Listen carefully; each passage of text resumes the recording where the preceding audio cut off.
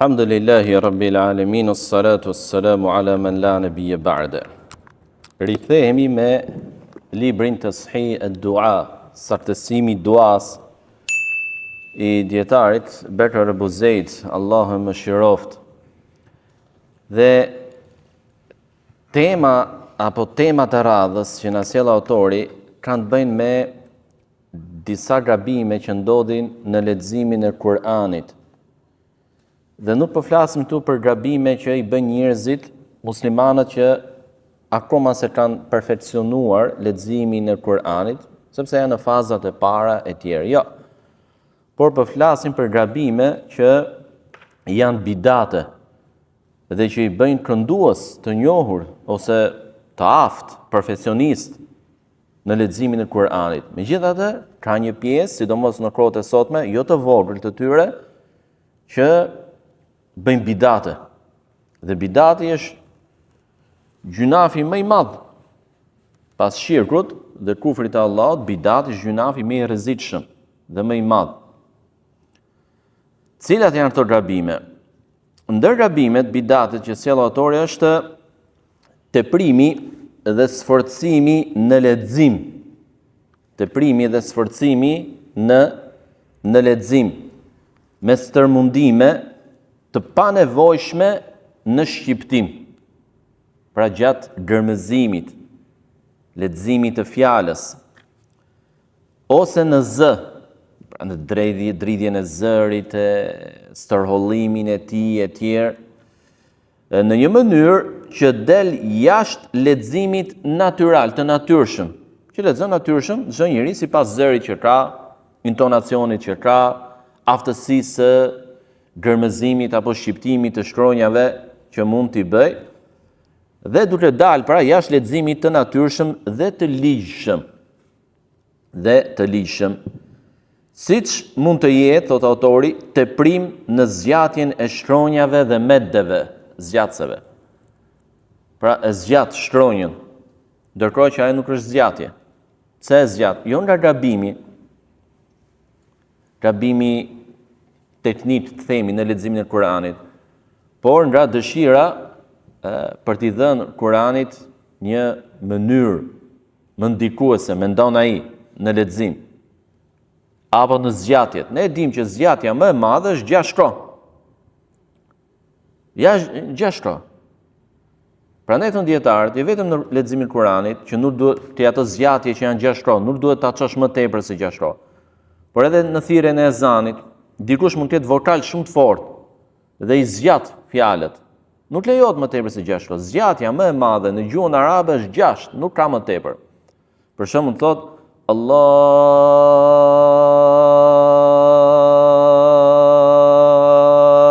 Akbar. Ja, sa më bën 10, 12, 13 ku vetë. Ti po flet një gjuhë që ka rregullat e saj. Dhe po bën një adhurim që ka rregullat e tij, nuk është në varësi të vokalit që ka thirrë si ezanit. Ja, nuk lejohet më tepër se 6. Apo ndonjëherë ndodh edhe tek selami. Ka disa imam që jo se bëjnë bidat të rast, po nuk e din, çështje tjetër kjo. E zgjashin selamin. Assalamu alaikum wa rahmatullah. Ku vetë? Avash. Për kalon në kënd. Nuk ishte ky selami që jep në fund namazit profeti alayhis salatu wassalam. E zgjasin në mënyrë të natyrshme, jo të tepruar. Kthehemi te leximi i Kuranit. Nëse këto bëhen në leximin e Kuranit, atëherë kalojnë në bidate. Kalojnë në bidate. Dhe në një mënyrë thotë siç mund të jetë apo në vendaljen e shkronjave. Më ka rastis një herë, kur isha në Medinë, në studime, në një takim që kishim midis studentëve, dhe isha ardhur edhe një mësues Kurani. Dhe ai takim që qëndruam aty, zgjati rreth 1 orë, 1 orë e gjys. Ajo që më bëri çudi është se nga minutat e para të takimit deri në fund, një nxënës po përpiqet të mësonte Kur'an te ky. dhe pa egzagerim, vëllezër, pa gënjur, 1 orë ai sa qëndrovon apo 1 orë gjys, ai mbeti tek e njëjta fjalë e Kuranit. Tek e njëjta shkronjë. Ole dhalin, mbeti tek kjo. E thoshte e përsërisë, e thoshte e përsërisë, e thoshte e përsërisë. Do vite kjo çështje. Kjo gjë është konsiderohet nga teprim. Dhe nuk është qëllimi këtu humbja e vlerës së shkencës apo dijes së texhuidit, mënyrës së rregullave të leximit të Kuranit, dija që përmbledh rregullat e leximit të Kuranit. Ka prej rregullave të texhuidit të cilat janë vajib, obligim, dhe kanë bëjnë kryesisht me ato rregulla që e ruajnë lexuesin e Kuranit që mos çojë që gjatë leximit mos ndryshojë fjalën, por ta thotë saktë. Sepse ndryshimi, nëse thot gabim në atë mënyrë që ndryshon fjalën, atëherë ka ndryshuar dhe ajetin, edhe pse qëllimi i tij nuk është ndryshoj ajetin, por gabimi është i patolerueshëm, pra që duhet korrigjuar. Ashtu siç ka edhe prej rregullave të texhuidit që janë të pëlqyeshme, këtu nuk duhet të sforcohen njerëzit. Këtu nuk duhet të sforcohen, përderisa ai e thot në kufijtë e pranimit, lërën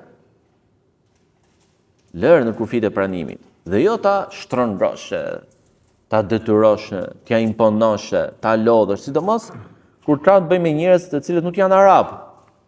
Dhe dihet vështirësia e një jo arabi ndaj një arabi në mësimin e leximit të Kuranit. I pari ka më vështirësi se i dyti për shkak të ndryshimit të gjuhës. Apo siç ka edhe disa vende që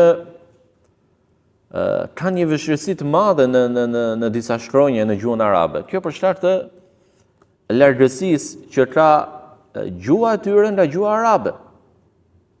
Ndryshimi të shkronjave ndërmjet tyre dhe atyre arabe. Nuk arrin dot, ose me një vështirësi të madhe mund ta arrijë shkronjën. Prandaj thon dietarët, ky teprim thon i ka çuar ata që janë ekstrem në këtë çështje, dhe ekstremizmi është i ndaluar edhe në këtë çështje. Profeti alayhi salatu wasallam ka thënë halakal mutanatti'un. Janë shkatruar ekstremistët në fe, edhe në këtë çështje. Dhe nuk është qëllimi këtu që të bëjmë diferencë. Ai i cili është duke mësuar Kur'an, ai mund që kërkon shqiptimin sa më të saktë, gërmëzimin sa më të saktë të shkronjave, ai është çështje tjetër, mund të mbulë aty. Por qëllimi është në leximin e Kuranit. Në leximin e Kuranit, jashtë namazit, apo akoma dhe më shumë brenda në namaz.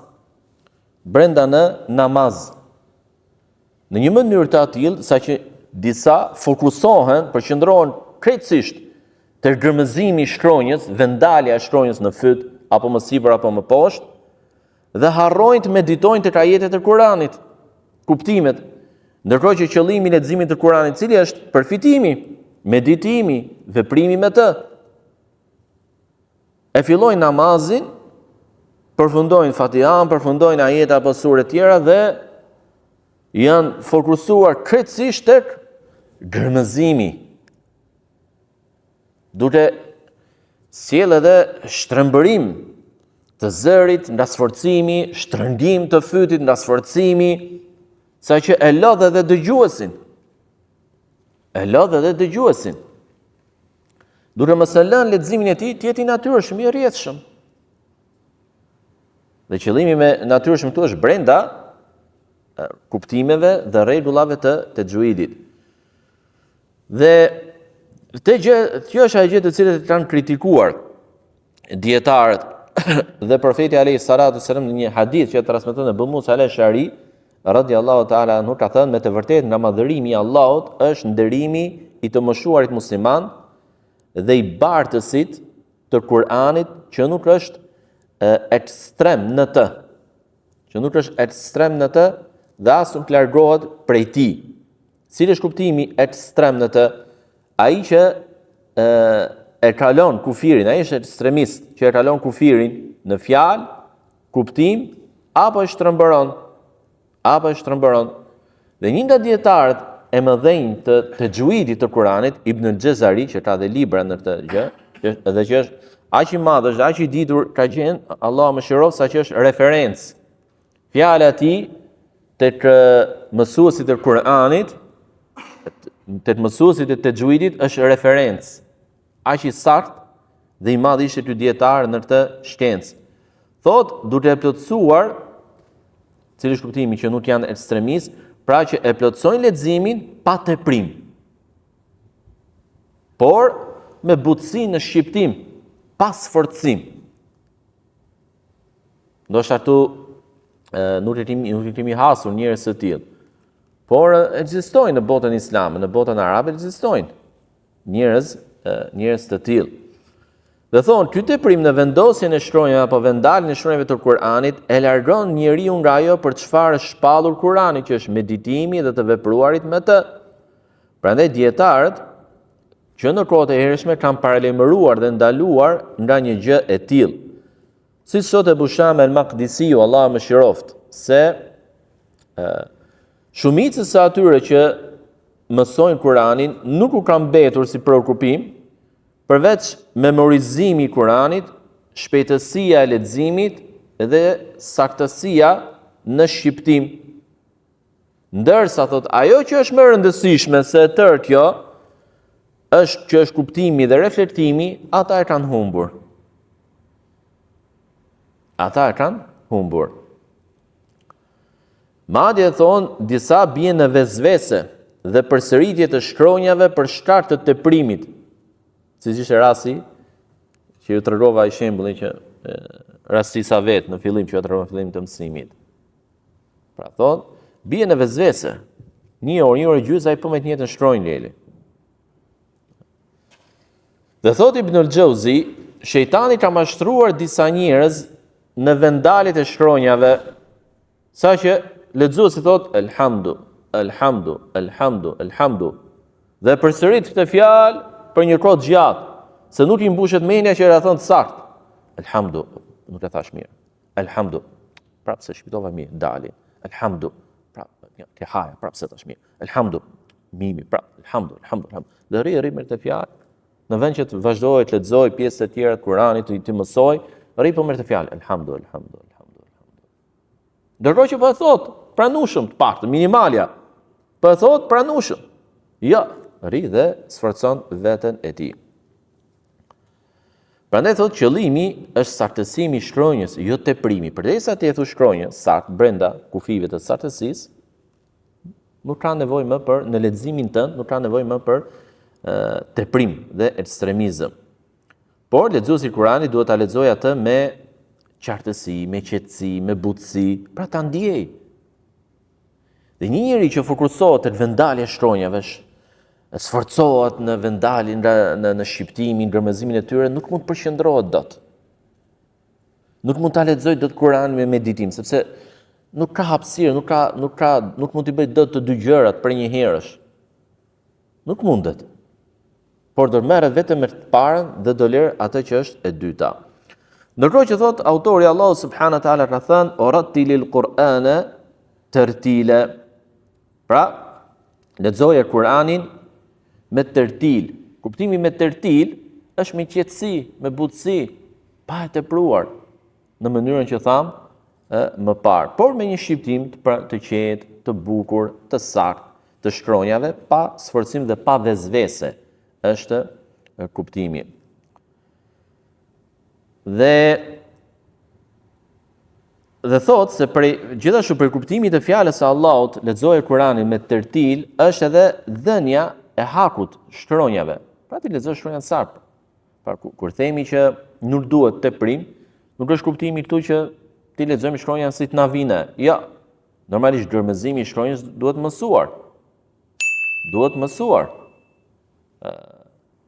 Nuk mund të themi për shembull si thon disa nga vendet e tjera për shkak të dialektit, nuk thon ole dhalin, ole zalin. Ja. Dhaja është tjetër, zaja është tjetër. Duhet ta korrigjojnë. Kjo është gabim. Ktu nuk pajtohemi. Por ajo që pajtohemi është kur ti e thua saktë dhe ke vezvese dhe vazhdon të sforcohesh. e të pranë me këtë gjë. Ndërkohë thot autori që profeti sallallahu alaihi wasallam në një hadith thot men sarrahu yaqra al-Qur'ana gaddan au ratban kama unzila falyaqra'ahu ala qira'ati ibn Umi Abd. Kush dëshiron ta lexojë Kur'anin të freskët e të pastër, ashtu siç ka zbritur, siç është shpallur, le ta lexojë sipas leximit të Ibn Umi Abdit. Ibn Umi Abdi është Abdullah ibn Mas'ud radhiyallahu ta'ala anhu. Pra thot profeti alayhi salatu wasallam të freskët, të pastër, pra lirshëm, pa u shtrënguar. Të qetë, rrjedhshëm, natyrshëm, sakt, bukur, pa u shtrënguar. Atëherë ti përmbahet leximi të Ibn Mas'udit. Pra, dhe ky hadith tregon lavdërimin që profeti alayhi salatu wassalam i bënte mënyrës së leximit të Kuranit të Abdullah ibn Mas'udit radhiyallahu ta'ala anhu. Dhe thot Ibnul Qayyim në një nga librat e tij thot se nga dredhit dhe kurthet e shejtanit, pra që u bën muslimanëve, janë edhe vezveset në gërmëzimin e shkronjave. Sipas asaj që thamë më parë, ka vezvesaj. Elhamdu, se thashme, elhamdu. Gajeri. Ndërkohë që pa thot sa pranueshëm. Ja, aty rri gjatë, duke përsërit. Dhe kushdo thot që mediton mbi udhëzimin e të dërguarit të Allahut sallallahu alaihi wasallam dhe miratimin e tij ndaj njerëzve të ndryshëm në mënyrën e të folurit edhe shqiptimin të tyre, i bëhet e qartë se teprimi, sforcimi artificial në gërmëzim dhe teprimi dhe në gërmëzim dhe vezvesjet në nxjerrjen e shkronjave nuk janë prej sunetit të tij. Nuk janë prej sunetit të profetit alayhi salatu wassalam. Ky ishte gabimi i parë dhe i dytë që i përmbledhi autori në një pikë, dy gabime.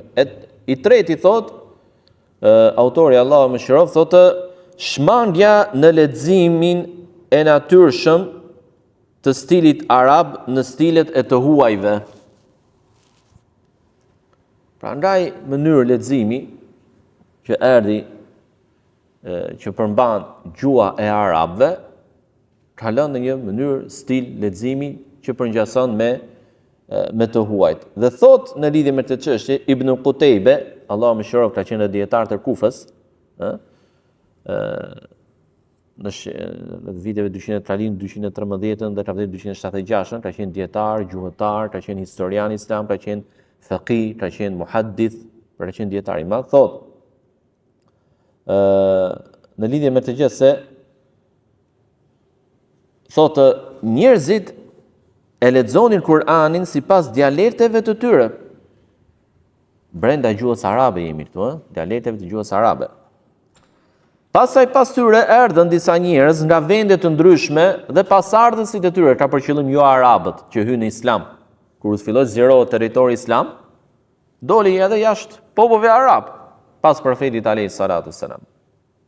Hynë persët, hynë zonat e Azerbajxhanit e tjerë, që hynë në islam, të cilët nuk ishin prirje apo instikte të natyrshme të gjuhës arabe, sepse s'ishin arab.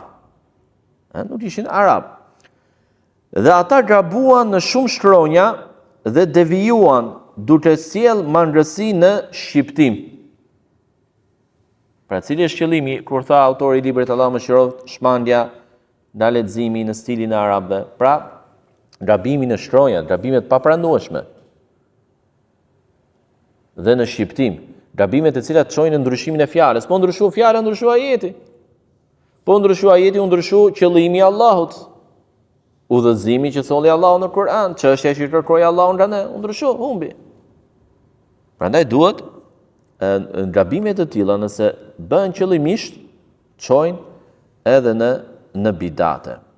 E katra thot autori Allahu mëshiroft, leximi, dhe kjo është e rëndësishme, leximi me meloditë dhe intonacionet e njerëzve të shthurjes dhe mëkatit, Pra, sipas stileve të këngëtarëve dhe njerëzve të prishur. Dhe këtu nuk nënkuptohen vetëm gabimet gjuhësore, por edhe melodi dhe intonacionet, stilet e zërit. Pse? Sepse një gjë e tillë humb madhështinë e Kur'anit. Humb madhështinë e Kur'anit, qetësinë në leximin e tij, meditimin. Dhe po të hapni për shembull YouTube-in, mund t'ju rastisi apo ju rastis disa mënyra leximi kryesisht tek egjiptianët e kanë të prirja ata që e bëjnë të gabim. Edhe pse ai vend kanë nxjerr kënduesa të mëdhenj Kur'anit. Sot për shembull, pjedestalin apo fronin e mësimit të Kur'anit e kanë dietarët e Egjiptit që e kanë trashëguar njëri pas tjetrit, apo kënduesit e Kur'anit të Egjiptit. Ata e kanë marrë. Ata i kanë dëshmit më të forta të Kur'anit, sot për sot. Por ka në atë vend disa që dalin nga udhëzimi i profetit alayhis salatu wassalam. Dhe unë i kam dëgjuar, i kam parë në YouTube. Dhe e lexojnë Kur'anin me melodi, pra duke ju përmbajtur disa melodive. Një herë në Elbasan erdhi një zëvendës mufti nga Turqia. Dhe na mblodhi në imamët, ndoshta mban mend, ka vite. Do na mësonte ezanin, si ta thërrisnim ezanin. U mblodhëm aty dhe na vuri përpara në një letër. Çfarë shifje në atë letër ti ishin pentagrami me notat muzikore. Pra të mësoni me zanin sipas melodive, notave muzikore, që janë do, re, mi, fa, sol, la, si, so, në fund. Do, apo do në fund. Dhe se cila në ato shkronja muzikore ka atë intonacionin e saj të veçantë. Dhe ne duhet ta mësonim ezanin sipas ti, me anë të pentagrameve muzikore. Kjo është bidat. Kokë e këmbë. Sahabët e mësonin ezanin, a mos mësonin ezanin me notat muzikore, do thoni ju s'kishen ato pentagrame. Dakor, por këngë ka pas gjithmonë. Vela muzikore ka pas gjithmonë. Pra melodia ka ekzistuar, është e lashtë. Përpara ardhjes së profetit alayhis salatu wassalam. Dhe tek arabët ka pas diçka të tillë, vela muzikore. Dhe nuk u mësoi profeti alayhis salatu wassalam as Kur'anin dhe as ezanin sipas melodive. Ka disa që ndjekin stilin e këngëtarëve, meloditë. Ndërkohë që qëllimi i leximit të Kur'anit, cili është meditimi, profeti alayhis salam këndonte thjesht, bukur, kënduesi më i bukur ai është, padyshim. Sahabët këndoshin rrjedhshëm, natyrshëm, bukur, sakt, me meditim. Prandaj kush falej pas tyre qante, prejti, edhe vetë ai qante dhe prejti, sepse e ndjente. Ama ta kish mendjen dhe të fokusohesh, të imitosh melodinë e dikujt në leximin e Kur'anit, nuk mund të përqendrohesh dot. Apo siç njihen disa që janë makamate, janë 7 apo 8 makamate, me thënë stile në leximin e Kur'anit. Kur secila ka një melodi të veçantë, mënyrë, stil, melodie të veçantë. Këtë nuk e lejojnë dietarët. Kjo është nga teprimet që bëhen. Nuk kanë ekzistuar makamate, stile të tilla në kohën e brezave më të mirë. Nuk kanë ekzistuar këto gjëra. Nëse kjo do të ishte e mirë, atëherë do të ishte diçka e mangët që ata se dinin. Apo që profeti alayhis salatu wasallam nuk ua mësoi ummetit. E la mangët. Dhe profeti alayhis salam nuk ka lënë asgjë mangët në shpallja që i ardhin nga Zoti i tij.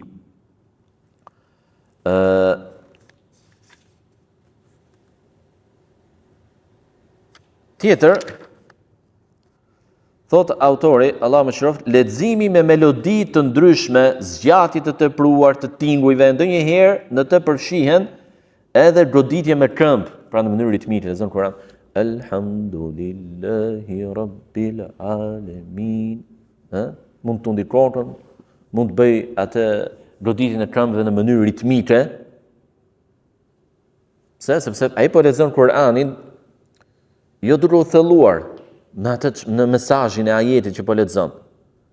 Jo duhet të përqendruar aty, por duhet të përpiqur ta kënaq shpirtin e tij thjesht me një melodi që nxjerr nga roja dhe e dëgjon veshi. Dhe imiton. Mund të imitojë dhe këndues Kurani. Dhe kjo është një tjetër gabim.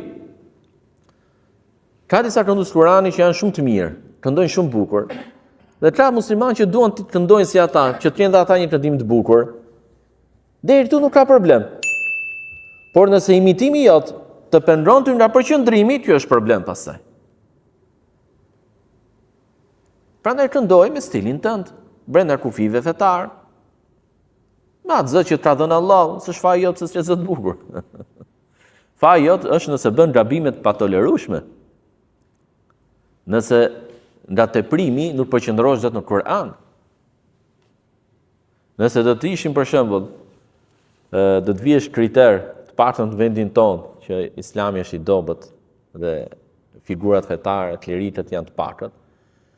Do të vjesh kriter në vendin tonë që çdo imam xhamie të ishte zë të bukur, shumë xhamie do të ishte myll pa imam.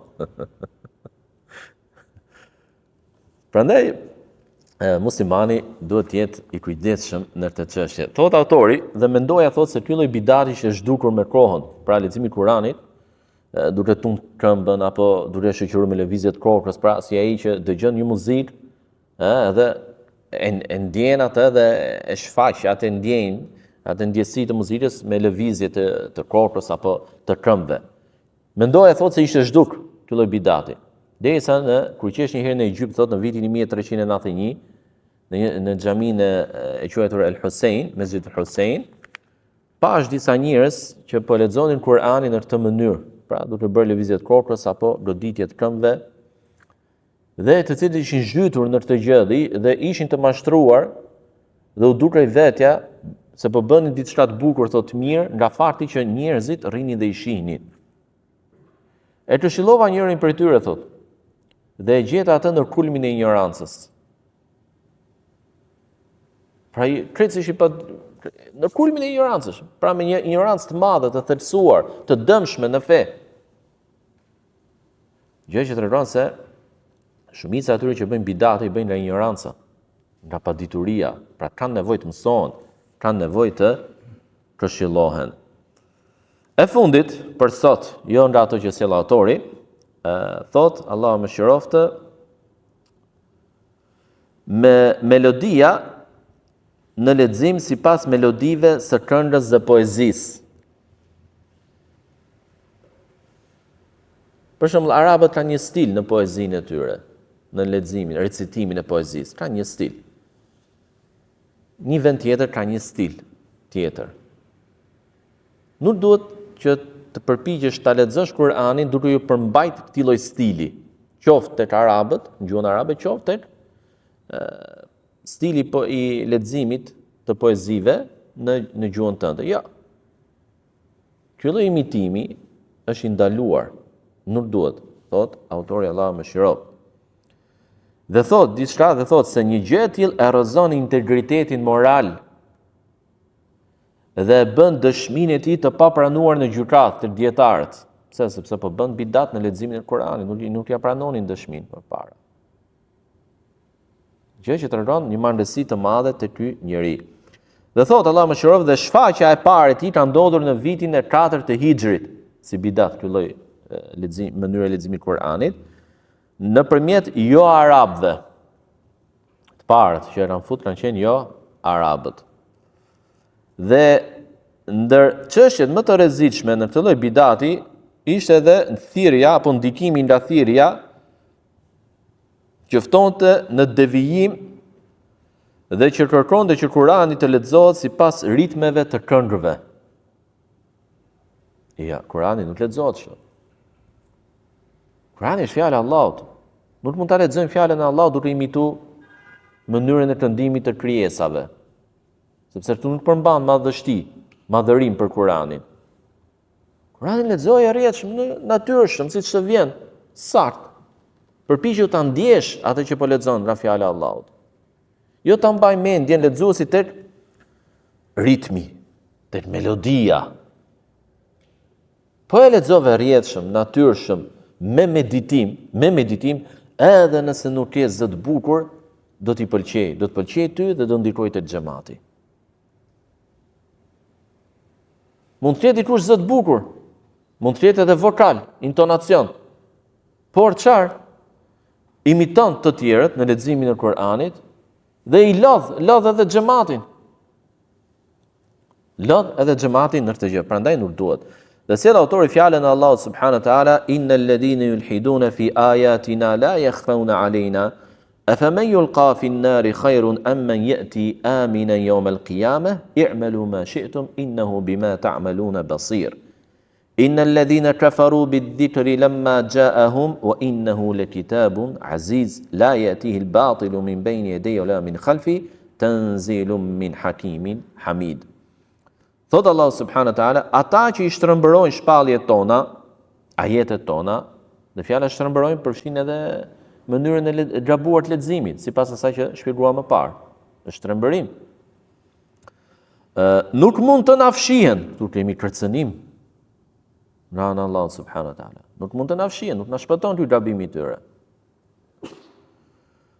Si mendoni, thot Allahu, a është më i mirë ai që do të hidhet në zjarr, apo ai që në ditën e Kiametit do të vi i sigurt, i qetë, që s'do dënohet? Me siguri dhe qetësi që ai jep Allahu.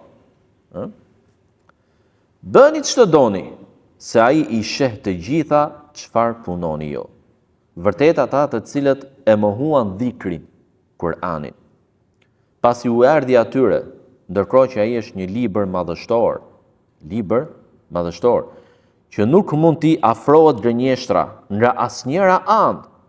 Kjo është shpallje prej të urtit që meriton të gjitha lavdet.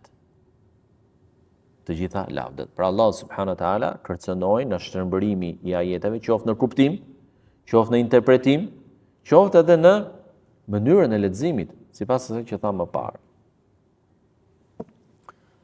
Këto janë disa nga ato që sjell autori për sot. Lutim Allahun subhanahu wa taala të na japi diturinë në fenë e tij, na ruaj nga gabimet me qëllim apo pa qëllim. Wa subhanakallahumma bihamdika ashhadu an la ilaha illa anta astaghfiruka wa atubu ilayk.